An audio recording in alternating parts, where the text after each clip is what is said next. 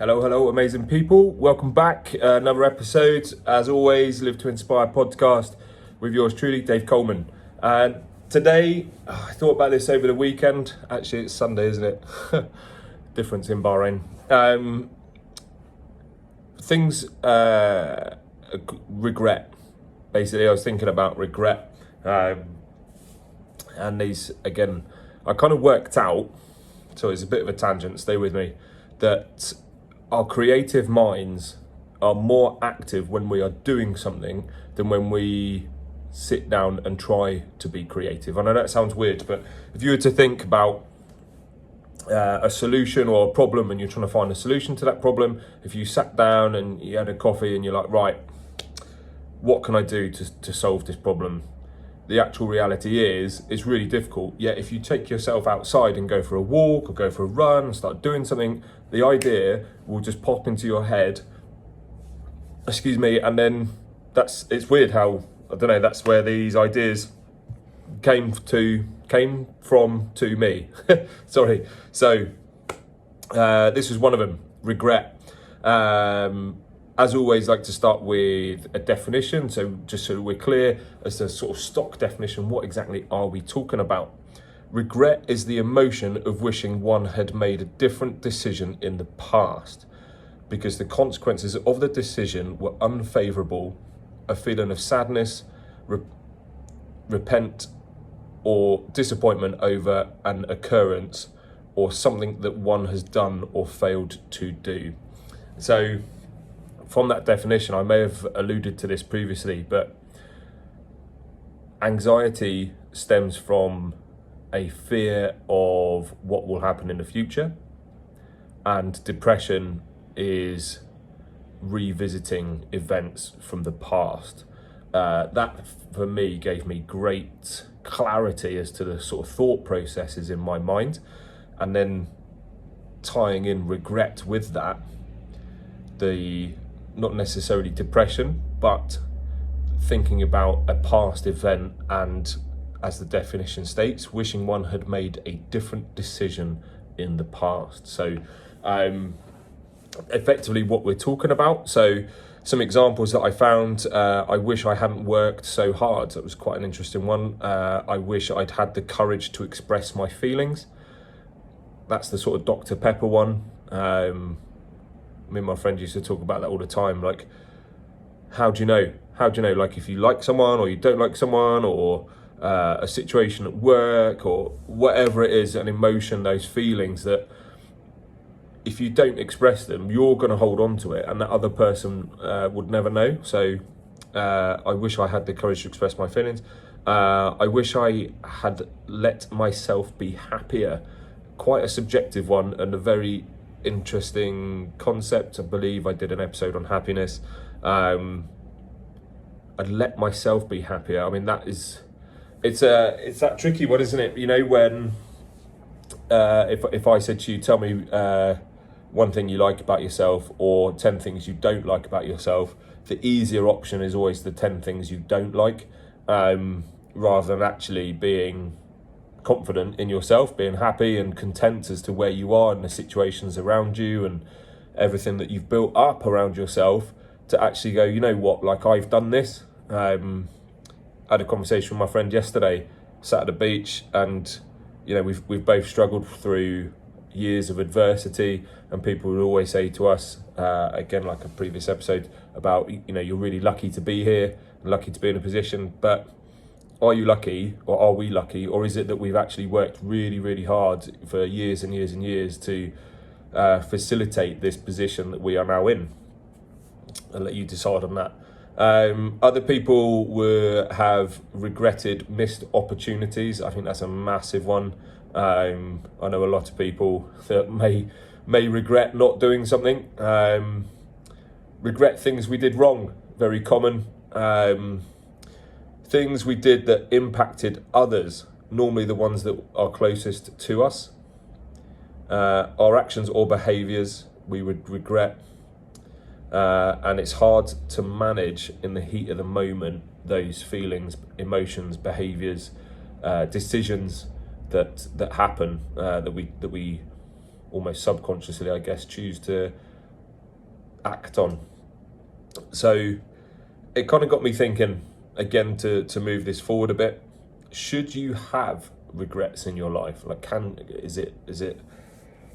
I don't know. It was a tricky question. So my initial response, I wrote this down, is perfectly okay to have regrets. The first part of this reasoning is quite simply that it is unhealthy to oppress thoughts, so to hold on to them. You can drive yourself insane telling yourself you shouldn't be thinking in this way or that. In fact, the more you try to put thoughts in a box, the harder they'll fight to get out. I like to call my thoughts demons. My demons are always trying to get out.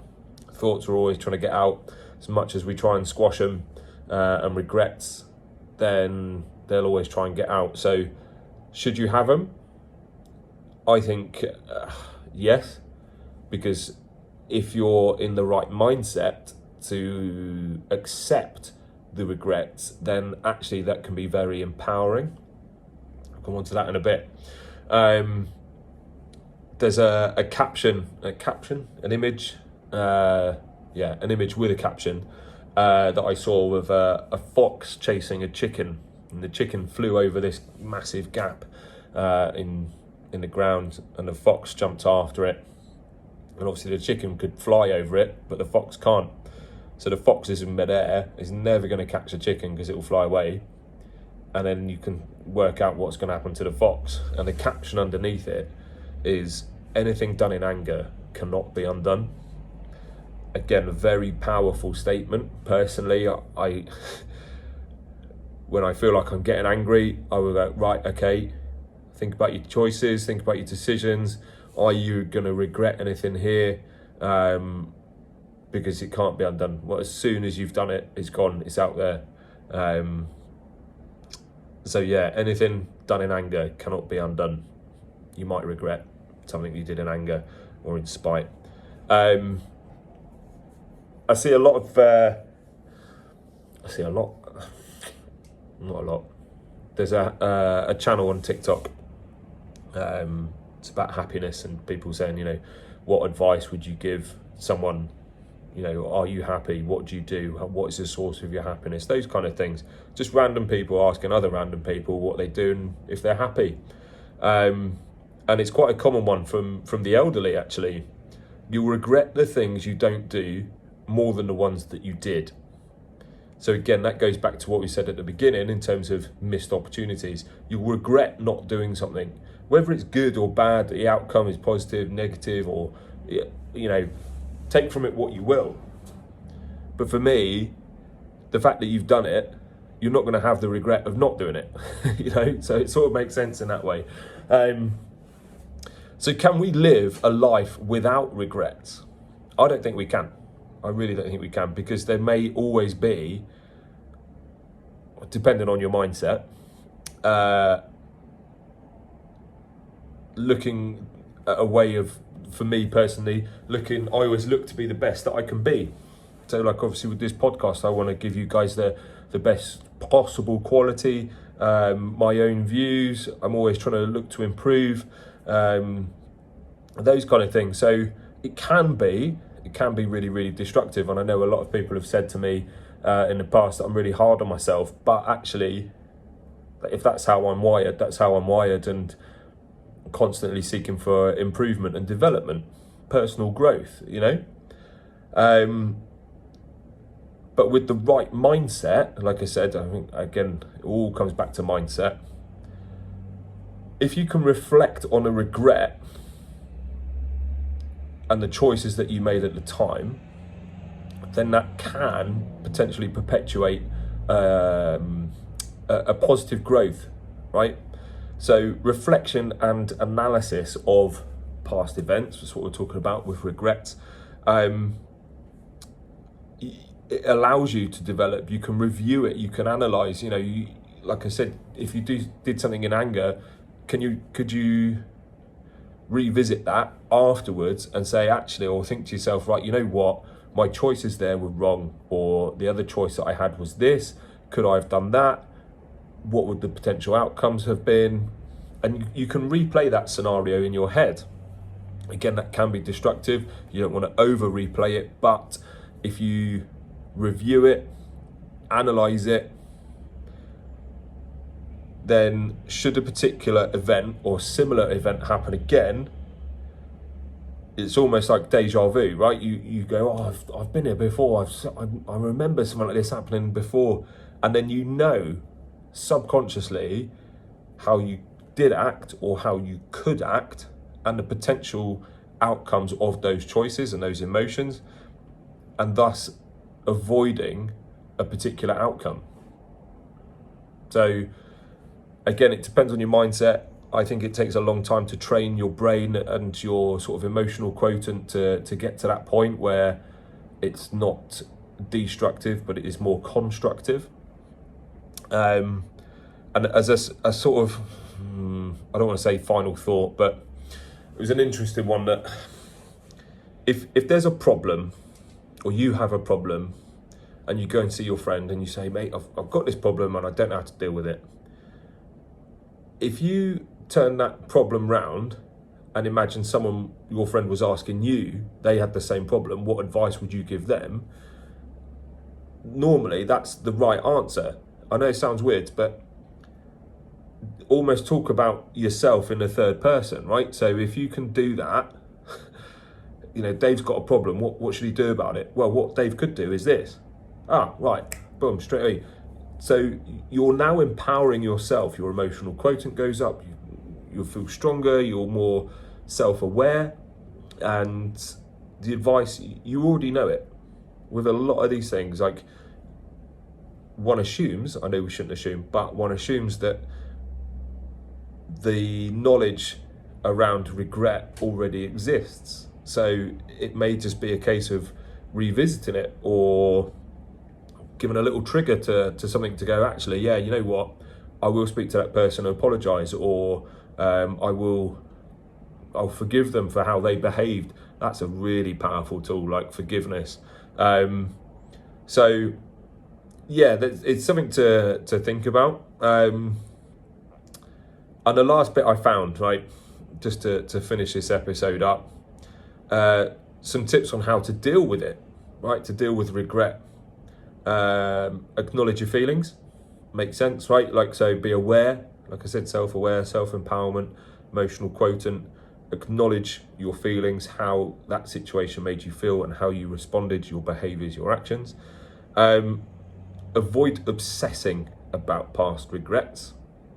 Like I said, it is worth revisiting them to think about how you behaved and the outcomes and the scenarios, etc. But don't obsess about it, because then that can be, like I said, destructive rather than constructive. Assess how you cope with your regrets. So again, it could be quantifiable, it could be objective, it could be subjective.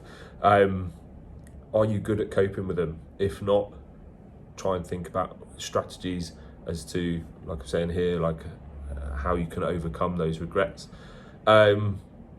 This was a good one I found. Show yourself some kindness.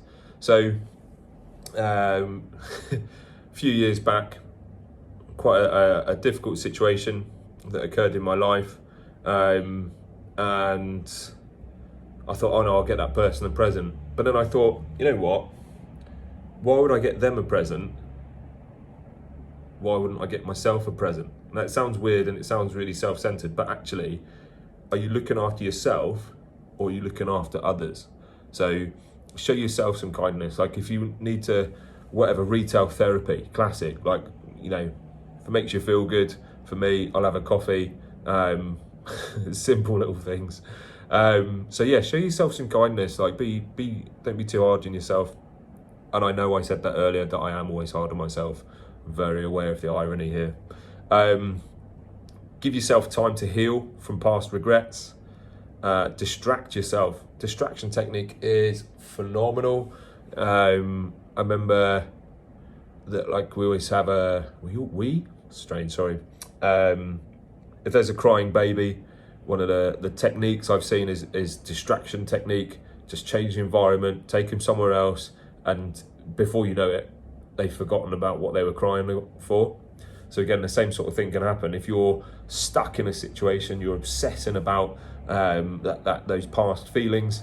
Take yourself out of that situation, distract yourself, go in a different environment, stimulate your brain with something completely different, and you know what, by the time if you come back to it, you've forgotten what you were obsessing about anyway. So distraction technique, very, very good one.